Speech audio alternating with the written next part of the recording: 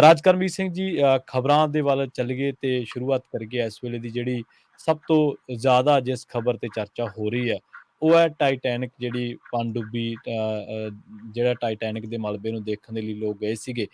ਤੇ ਕੱਲ ਵੀ update California programme ਦੇ ਵਿੱਚ ਇਸ ਬਾਬਤ ਕੁਝ ਚੀਜ਼ਾਂ ਜਿਹੜੀਆਂ ਸਾਂਝੀਆਂ ਕੀਤੀਆਂ ਸੀ ਤੇ ਇਹਦੇ ਹੀ ਫੋਲੋ ਅਪ ਦੇ ਦਰਮਿਆਨ ਜਿਹੜੀ ਇਹ ਖਬਰ ਆ ਹੁਣ ਇਹ ਆ ਰਹੀ ਹੈ ਕਿ ਇਹਦਾ ਜਿਹੜਾ ਮਲਬਾ ਹੈ ਪਣਡੁੱਬੀ ਦਾ, ਇਹ ਟਾਈਟੈਨਿਕ ਜਹਾਜ਼ ਦੇ ਮਲਬੇ ਤੋਂ 1600 ਜਿਹੜਾ ਫੁੱਟ ਦੂਰ ਮਿਲਿਆ ਹੈ।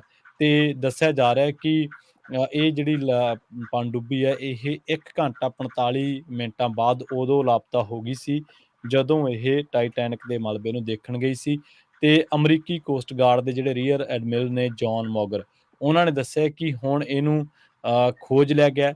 ਸੰਭਵ ਹੈ ਕਿ ਆਸ਼ੰਕਾ ਜਤਾਈ ਇਹ ਜਾ ਰਹੀ ਹੈ ਕਿ ਇਹਦੇ ਵਿੱਚ ਕੋਈ ਵੱਡਾ ਧਮਾਕਾ ਹੋਇਆ ਜਿਹਦੇ ਵਿੱਚ ਜਿਹੜਾ ਸਟਾਕਟਨ ਰਸ਼, ਜਿਹੜੇ ਕਿ ਓਸ਼ਨ ਗੇਟ ਕੰਪਨੀ ਦੇ ਸੀਈਓ ਸੀਗੇ, ਪੌਲ ਹੈਨਰੀ ਫਰਾਂਸ ਦੇ ਪਣਡੁੱਬੀ ਦੇ ਡਰਾਈਵਰ ਸੀਗੇ, ਸ਼ਹਿਜ਼ਾਦਾ ਦਾਊਦ ਜਿਹੜੇ ਕਿ ਪਾਕਿਸਤਾਨੀ ਬ੍ਰਿਟਿਸ਼ ਅਰਬਪਤੀ ਨੇ, ਕਾਰੋਬਾਰੀ ਨੇ, ਸੁਲੇਮਾਨ ਸ਼ਹਿਜ਼ਾਦਾ ਅਰਬ, ਜਿਹੜਾ ਸ਼ਹਿਜ਼ਾਦਾ ਦਾਊਦ ਆ ਉਹਦਾ ਮੁੰਡਾ ਸੀਗਾ ਸੁਲੇਮਾਨ, ਹੈਮਿਸ਼ ਹਾਰਡਿੰਗ ਬ੍ਰਿਟੇਨ ਦੇ ਕਾਰੋਬਾਰੀ ਸੀਗੇ। ਸੋ ਇਹਦੇ ਜਿਹੜੇ ਪਣਡੁੱਬੀ ਦੇ 5 ਹਿੱਸੇ ਜਿਹੜੇ ਬਰਾਮਦ ਹੋਏ ਆ ਤੇ ਦੱਸਿਆ ਜਾ ਰਿਹਾ ਕਿ ਇਹਦੇ ਵਿੱਚੋਂ 22 ਫੁੱਟ ਜਿਹੜੀ ਆ ਉਹ ਤਕਰੀਬਨ ਲੰਬੀ ਸੀਗੀ ਇਹ, ਤੇ 5 ਹਿੱਸੇ ਦੇ ਹੁਣ ਤੱਕ ਬਰਾਮਦ ਹੋ ਗਏ ਆ। ਤੇ ਇਹਨਾਂ ਨੇ ਕੱਲ ਵੀ ਇਹ ਜਾਣਕਾਰੀ ਦੇ ਦਿੱਤੀ ਸੀਗੀ ਕਿ ਇਹਦੇ ਬਾਬਤ ਜਿਹੜੀਆਂ ਡੈੱਡ ਬੋਡੀਜ਼ ਨੇ ਉਹਨਾਂ ਨੂੰ ਲੱਭਣਾ ਕਾਫੀ ਔਖਾ, ਕਿਉਂਕਿ ਇਹ ਧਮਾਕਾ ਕਾਫੀ ਜ਼ਬਰਦਸਤ ਜਿਹੜਾ ਉਹ ਦੱਸਿਆ ਜਾ ਰਿਹਾ ਜੀ।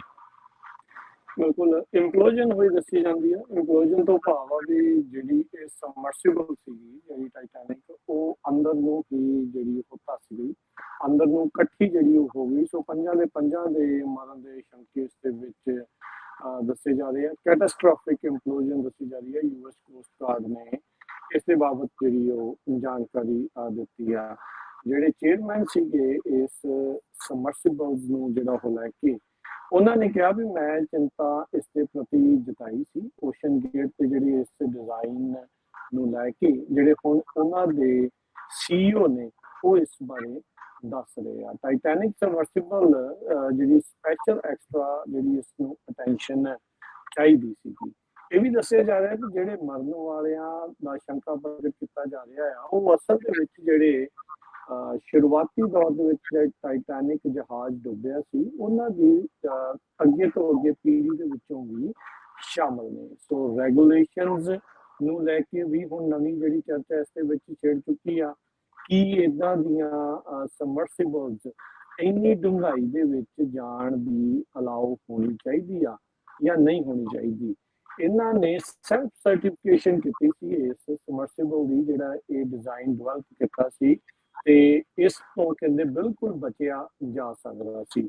ਲੋਕਾਂ ਨੂੰ ਬੜੀ ਇਸ ਦੇ ਪ੍ਰਤੀ ਚਰਚਾ ਜਿਹੜੀ ਕਹਿ ਲਓ ਵੀ ਚੱਲ ਰਹੀ ਆ। ਪਿਛਲੇ ਕਈ ਦਿਨਾਂ ਤੋਂ ਇਹ ਮਸਲਾ ਜਿਹੜਾ ਆ ਉਹ ਤੁਰਿਆ ਹੈਗਾ। 2000 ਦੇ ਵਿੱਚ ਵੀ ਇਦਾਂ ਦਾ ਹੀ ਇੱਕ ਸਬਮਰਸੀਬਲ ਕਹਿ ਸਕਦੇ ਹਾਂ ਵੀ ਨੁਕਸਾਨ ਹੁੰਦੇ ਬਚਿਆ ਸੀਗਾ। ਕਲੋਜ਼ ਕਾਲ ਸੀਗਾ। ਡਾਕਟਰ ਮਾਈਕਲ ਗੁਰੀਅਨ, ਇਹ ਜਿਹੜੇ ਸਾਇੰਟਿਸਟ ਨੇ, ਜਰਨਲਿਸਟ ਨੇ, ਆਥਰ ਨੇ, ਇਹਨਾਂ ਨੇ ਟਾਈਟੈਨਿਕ ਨੂੰ ਲੈ ਕੇ ਜਿਹੜੀ ਆ ਪਹਿਲੀ ਵਾਰੀ ਉਦੋਂ ਰਿਪੋਰਟ ਕੀਤੀ ਸੀ। ਕਹਿੰਦੇ ਸਭ ਤੋਂ ਪਹਿਲੀ ਗੱਲ ਆ, ਸਮੁੰਦਰ ਬਹੁਤ ਖਤਰਨਾਕ ਹੁੰਦਾ ਆ, ਇਹ ਕੋਈ ਖੇਡ ਦਾ ਮੈਦਾਨ ਨਹੀਂ ਆ, ਹਮੇਸ਼ਾ ਇਹ ਰੈਸਟਲੈਸ ਹੁੰਦਾ ਆ।